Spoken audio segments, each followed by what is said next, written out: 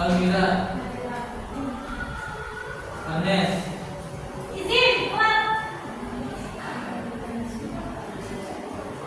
Aufazuka,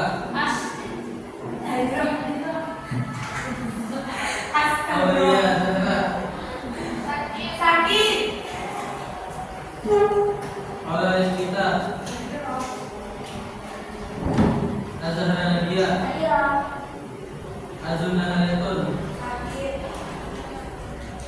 Bagi Sunat, Umairah, Haifa,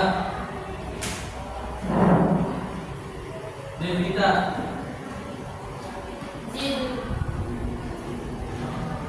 Jajang,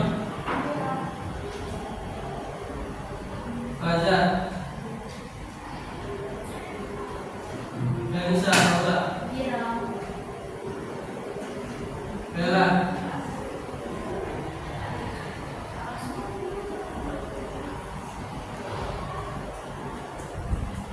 Bina Rahmatul, Bulan Turhana, Imelda Zura, Oke, Iza, Ayla, Kansa Dalila, Malika Zahra, Modi Walida,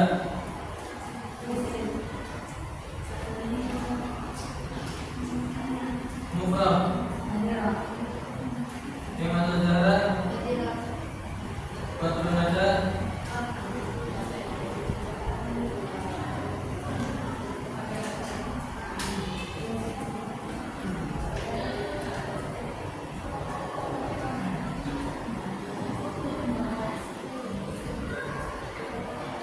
Safira Putri,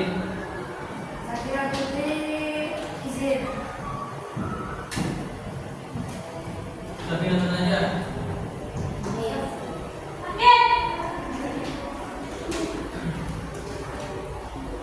Sela Kasabila, Sena Dwi,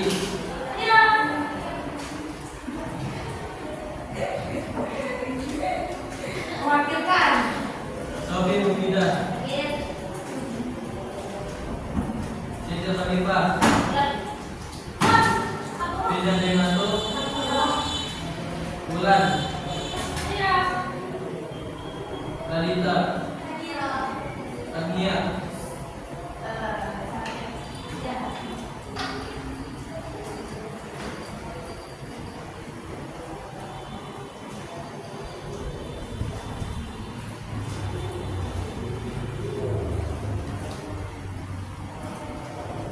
gimana kabar semuanya?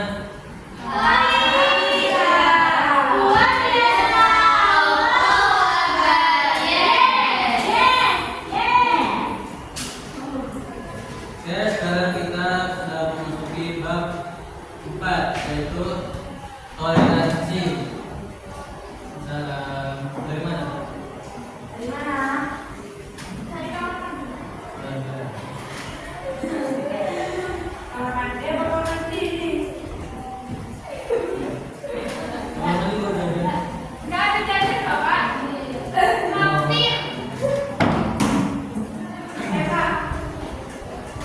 Ya, lanjut.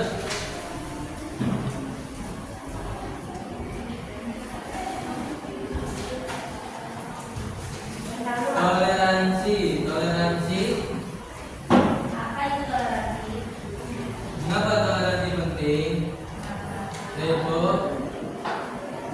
stabilitas sosial. Apa Kak? Stabilitas sosial itu yang pertama. Ya, sosial. Itu toleransi adalah fondasi untuk hidup berdampingan secara damai dalam masyarakat yang majemuk. Paham? Nah, terus yang kedua, esensi ajaran agama. Islam mengajarkan kasih sayang dan penghormatan, bukan paksaan atau permusuhan. Jadi kita tuh sebagai orang muslim, kalau ada teman kita yang non muslim, kita jangan dibully dong. Kita harus bertoleransi, menghargai, menghormati, kasih sayang. Nah, ya betul. Jangan bermusuhan dengan teman kita yang non muslim Iya, atau benar. memaksa teman kita buat masuk ke ajaran agama kita. Nggak apa-apa kalau benar muslim. Selanjutnya yaitu jembatan dialog, yaitu membuka ruang untuk saling memahami dan menghargai perbedaan keyakinan dan praktik. Ya. Lebih paham.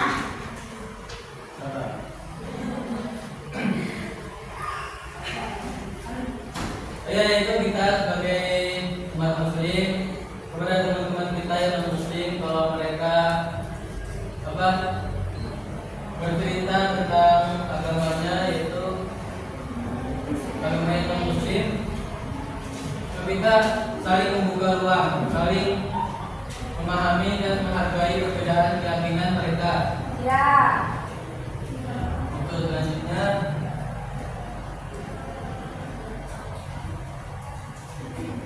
Yang selesai. ya. Nah, lanjut ke pembahasan yaitu Quran surat Al-Kafirun ayat 1 sampai 6.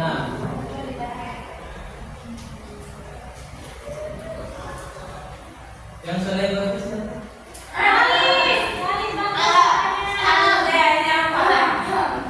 Udah ya, baca, ayo baca.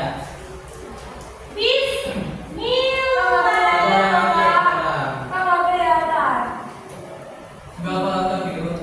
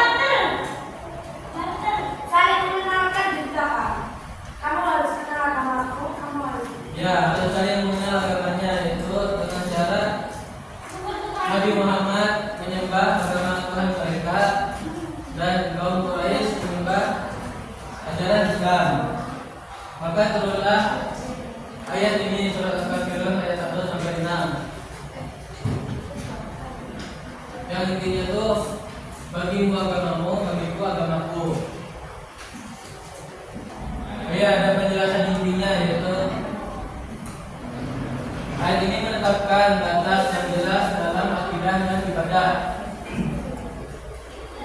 Toleransi dalam Islam tidak berarti sinkretisme atau mencampur-adukan ritual, tetapi pengakuan penuh atas hak orang lain untuk menjalankan keyakinan pada tanpa diganggu. Ini adalah deklarasi kebebasan beragama mutlak. Secara mutlak. Itu kalau ada, misalkan kalau ada orang misalnya orang-orang Muslim seperti Kristen yang sedang beribadah di dalam gereja, itu kita sebagai umat Muslim tidak mengganggu peribadahan mereka. Kayak contoh yang di Jakarta itu pernah dulu pas hari raya Idul Fitri, pada hari Minggu, pas hari Minggu waktu itu, jadi umat Islam mengadakan sholat Idul Fitri dan umat Kristen mengadakan ibadah mingguan mereka. Itu di tempatnya di Masjid Istiqlal Jakarta dan Gereja Katedral. Kan itu saling hadap-hadapan kan tempat ibadahnya, saling sebelah-sebelah. Jadi mereka tuh saling menghargai. Kalau orang Kristen dihargai oleh orang Islam, dihargai oleh orang Kristen. Nah, itu. Jadi kita belajar dari mereka bahwasanya kalau kita sebagai umat Muslim tidak mengganggu peribadahan mereka. Lanjut, Quran surat Yunus ayat 40 sampai 41.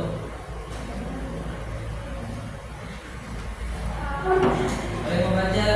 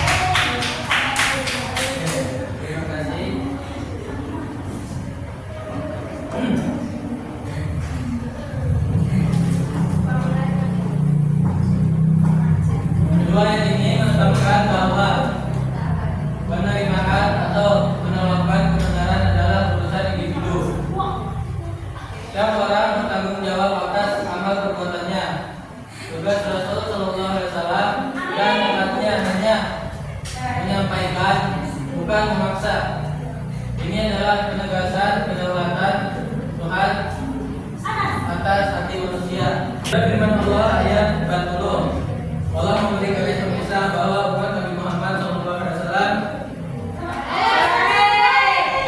terbagi menjadi dua golongan dalam mengimani Nabi Muhammad sebagai Nabi dan Rasul serta wahyu Al-Quran yang disampaikannya. Sebagai golongan penerima Al-Quran mengikuti ajaran Nabi Muhammad SAW dan mengambil manfaat dari ajaran yang disampaikannya. Sebagian lagi mereka tidak beriman dan selalu mendustakan Nabi Muhammad SAW.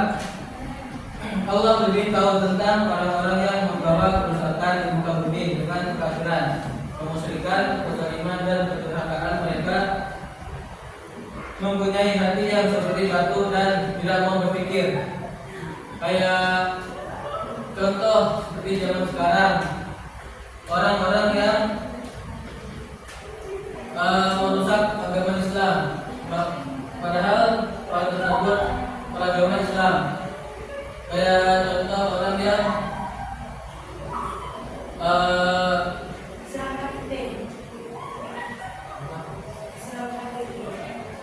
bukan. Kayak orang yang memfitnah ulama-ulama. Ya, orang yang memfitnah ulama-ulama, seakan-akan itu mereka tahu kalau itu benar. Contoh yang mereka seperti ulama siapa namanya?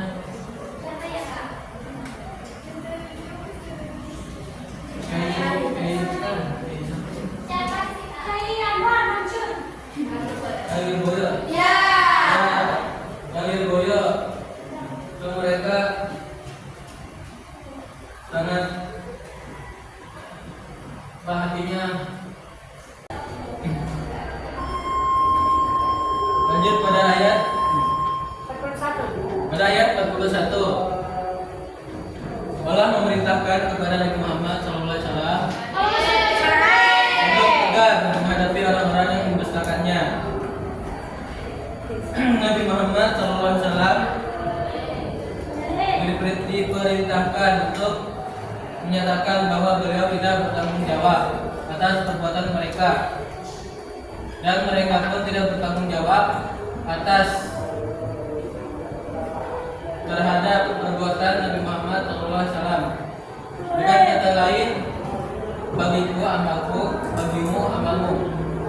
Dengan amal sekecil apapun, pasti ada balasannya dari Allah. Amal soleh akan mendapatkan balasan yang baik. Sebaliknya, amal yang jahat akan mendapatkan balasan yang jahat. Yang jahat yaitu keburukan di akhirat. Oke, sekarang saya baca Bismillahirrahmanirrahim. Wa qulil haqqu min rabbikum faman syaa'a falyu'min wa man syaa'a falyakfur.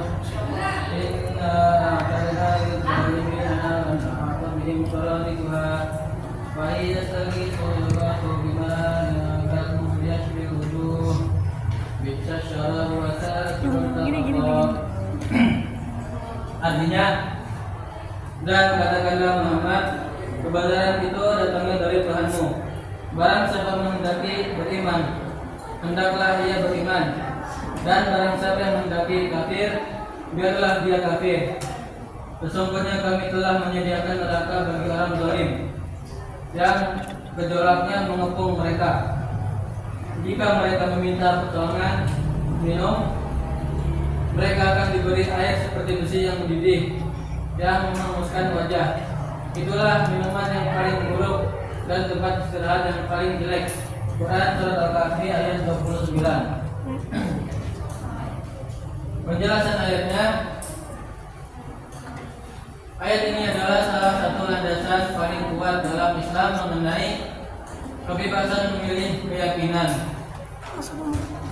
Tidak ada paksaan dalam beragama, karena kebenaran sudah dijelaskan. Pilihan sepenuhnya diserahkan kepada manusia dan konsekuensinya akan ditanggung masing-masing. Firman Allah Subhanahu wa taala menegaskan bahwa semua manusia termasuk kaum kafir dan musyrikin yang sombong, bahwa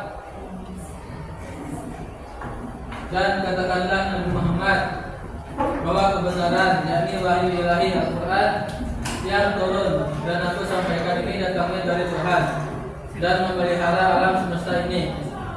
Maka barang siapa yang menghendaki beriman tentang apa yang aku sampaikan ini, maka hendaklah ia beriman. Dan barang siapa yang menghendaki kafir, biarlah dia kafir.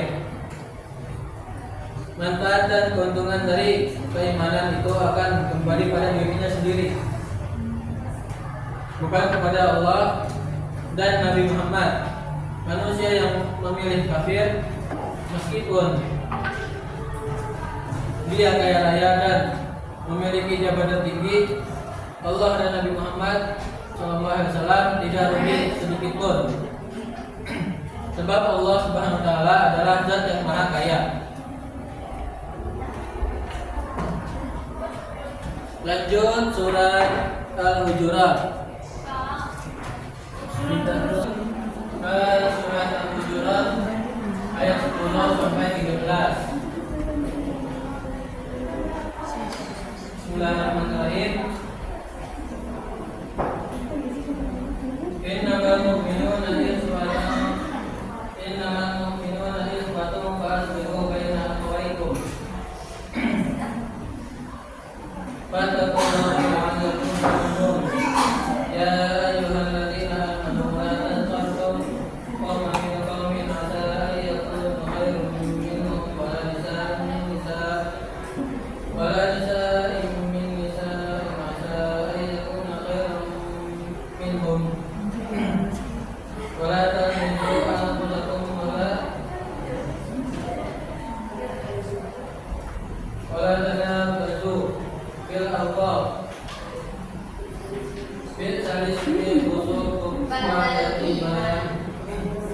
Wa man lam yatub fa'ulaika humuz zalimun. Ya ayyuhalladzina amanu ijtanibu katsiran minadh-dhanni inna ba'da dhanni wa la tajassasu wa la taghtab ba'da wa yuhibbu ahadakum ayyakula lahma ikhwanihi fakarihumuh. Wattaqullaha innallaha tawwabur rahim. Ya ayyuhan nasu inna khalaqnakum min dzakarin wa untha wa ja'alnakum syu'uban wa qabaila lita'arafu. Inna akramakum indallahi atqakum. Innallaha alimun khabir. Artinya, sesungguhnya orang-orang mukmin itu bersaudara. Karena itu, damaikanlah antara kedua saudaramu yang berselisih dan bertakwalah kepada Allah. Bertakwalah kepada Allah, sesungguhnya Allah Maha penerima taubat, Maha penyayang. Dan wahai manusia, sungguh kami telah menciptakan kamu dari seorang laki-laki dan seorang perempuan. Kemudian kami jadikan kamu berbangsa-bangsa dan bersuku-suku agar kamu saling mengenal. Sesungguhnya yang paling mulia di antara kamu di sisi Allah ialah orang-orang yang bertakwa. Sungguh Allah Maha mengetahui, Maha teliti. Surat ayat 10 ayat sampai ayat 13.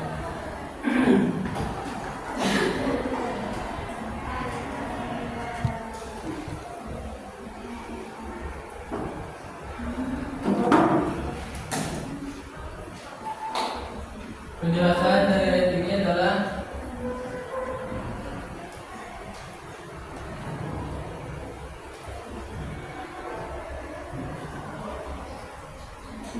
dari ayat 10 yaitu persaudaraan sesama mukmin. Mukmin adalah bersaudara, jaga hubungan dan berdamailah. Prinsip ini menjadi dasar etika sosial internal umat Islam. Jadi kita sebagai sama muslim, kita adalah saudara dan saling menjaga hubungan. Ya. Ada namanya silaturahmi, yaitu saling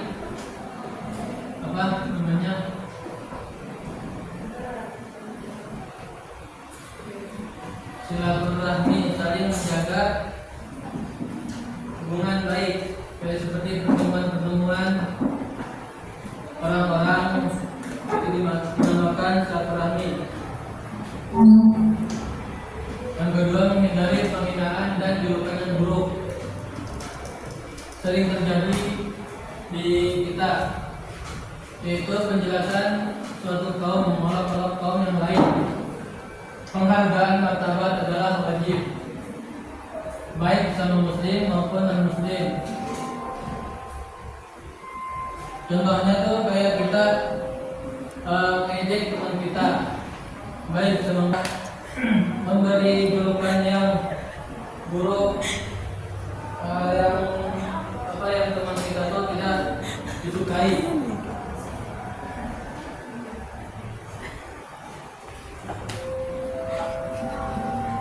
Dan kayak contoh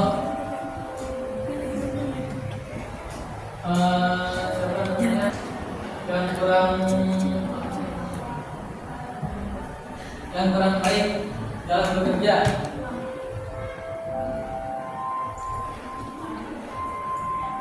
Dan kita tidak menyukainya dan menjelek-jelekan mereka dengan julukan yang buruk. Siapa tahu orang pejabat tersebut tuh lebih baik dari kita, maka kita jangan mengolok-olok mereka. Yang ketiga, menghindari prasangka dan ghibah, yaitu menghindari prasangka buruk. Seperti kita berprasangka bahwa teman kita tuh tidak baik, teman kita tuh adalah penjahat atau lain sebagainya, tuh kita tidak boleh berprasangka seperti itu. Dan seperti ghibah itu menjelekan di belakang orang yang dibicarakan, itu namanya ghibah. Kayak contoh seperti kita dalam satu perkumpulan kita membicarakan orang dengan kejelekannya, itu kita tidak boleh dalam Islam berghibah. Selanjutnya tuh pengakuan keberagaman dan kesetaraan. Allah Subhanahu wa taala menciptakan manusia berbangsa-bangsa dan bersuku-suku untuk saling mengenal. Yang paling mulia di sisinya Allah adalah yang paling bertakwa. Keberagaman adalah anugerah, bukan sumber perpecahan. Kayak kita di Indonesia itu banyak ragam suku dan budaya, jadi kita tidak boleh memperolok budaya mereka. Kayak seperti yang di mana, yang di Papua, budaya Papua kan beda dengan budaya kita sebagai orang Jawa, maka kita tidak boleh menjelekkan bahwa Papua itu ketinggalan zaman atau bahasan ini adalah yang pertama, itu kita tidak boleh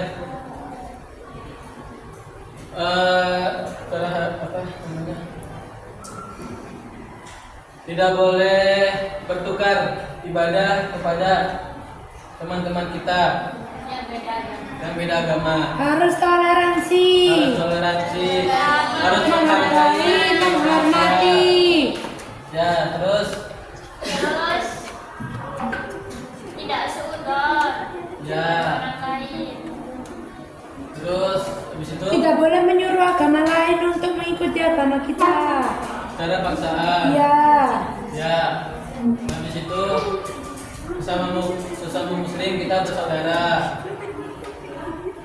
Terus menghindari penghinaan atau julukan yang jelek, seperti memanggilnya dengan gelar yang buruk. Memanggilnya dengan nama ayah. Ya. Kalau di Indonesia tuh kayak kita manggil nama ayah tuh seperti aib, tidak boleh. Kalau di Arab tuh justru mereka senang. Beneran kalau di Arab tuh. Terus berprasangka buruk dan ghibah. Terus habis itu menghargai suku-suku yang berbeda-beda. Nah, dari mananya Sofia di tetangga dia lagi lihat apa lagi. Bilang Jadi saya tanya-tanya. apa nanya apa? Kamu tanya sama Budi? Enggak. Ya. Ya.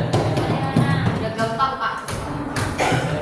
Tadi kan Kakak jelasin surat Al-Hujurat ayat 10. Nah, Al-Hujurat ayat 10 kan Allah menyatakan bahwa orang-orang mukmin itu berbeda-beda bangsa, suku, bahasa, warna kulit, dan adat istiadat, budaya, serta status sosialnya. Namun mereka adalah satu kesatuan dalam bingkai persaudaraan Islam. Nah, kalau tali persaudaraan Islam itu tadi putus, cara nyambunginnya gimana, Kak?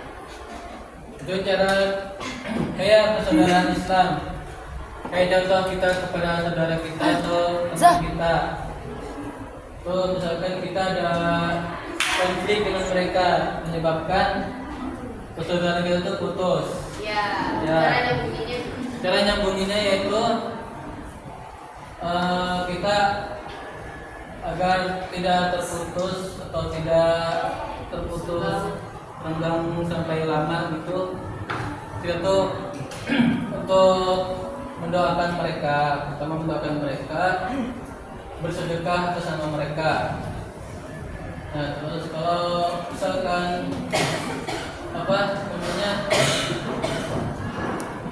keadaan membaik, kalau misalkan ada waktu yang tepat untuk bertemu saudara kita tuh silaturahmi, menyapatkan silaturahmi, meminta maaf kepada mereka.